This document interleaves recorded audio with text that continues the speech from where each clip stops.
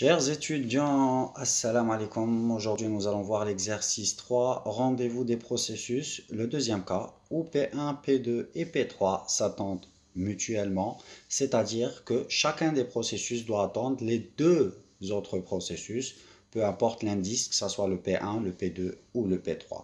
Donc, nous allons voir, par exemple, si on a P1, P2 et P3, P1 et P2 pardon, qui arrivent les premiers, ils doivent attendre P3 pour pouvoir les débloquer.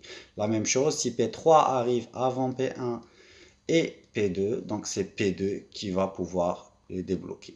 Donc ici, nous avons la notion d'ordre d'arrivée, non pas par rapport à l'indice du processus, c'est-à-dire que on doit avoir l'ordre d'arrivée des processus. Donc soit le premier cas où je suis le premier et j'attends, soit je suis le deuxième et j'attends aussi, donc j'ai un blocage, et soit je suis le dernier et je débloque les autres processus. Donc deux cas ici, premier différent de dernier, on va voir, et égal au dernier qui va débloquer.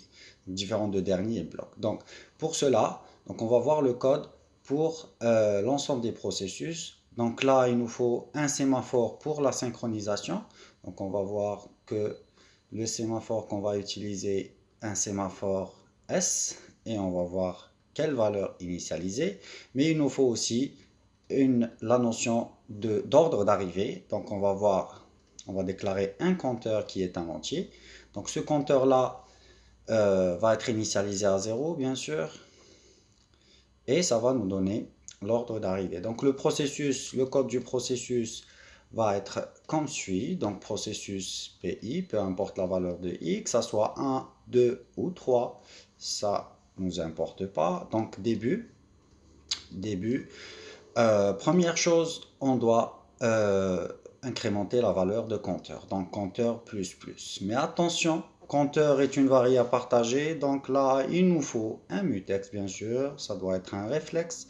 Mutex initialisé à 1 pour pouvoir protéger, bien sûr, la variable compteur. Pardon, c'est wait. Alors c'est wait mutex. Donc, pour pouvoir l'incrémenter. Donc soit je suis pas le dernier et là je bloque. Donc soit le compteur est inférieur à 3 et là bien sûr je vais faire quoi? Je vais faire un wait S. Donc le S il doit être bloquant. Pour que le sémaphore doit être bloquant, donc premier appel de wait, on doit l'initialiser bien sûr à 0.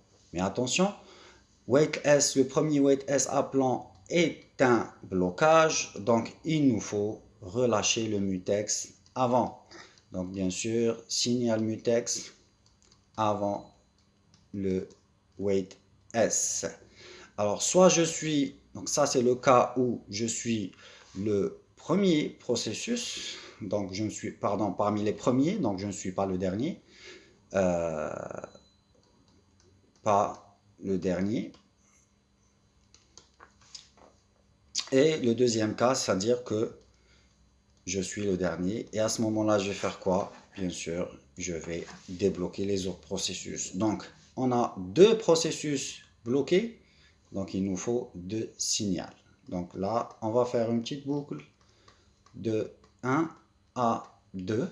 Donc, qu'est-ce qu'il va faire? Il va envoyer un signal. Puisqu'on a deux processus bloqués, donc il va envoyer deux fois signal. Attention, on relâche le mutex dans le si, on doit le relâcher aussi dans le sinon. Donc là, je vais faire signal mutex.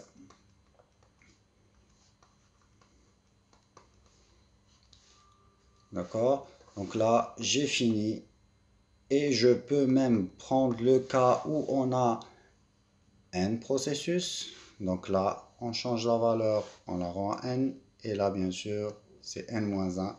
Et on a la solution pour un processus. Je vous remercie. Si vous avez des questions, n'hésitez pas à me les poser. Donc sur ce, dans le prochain exercice.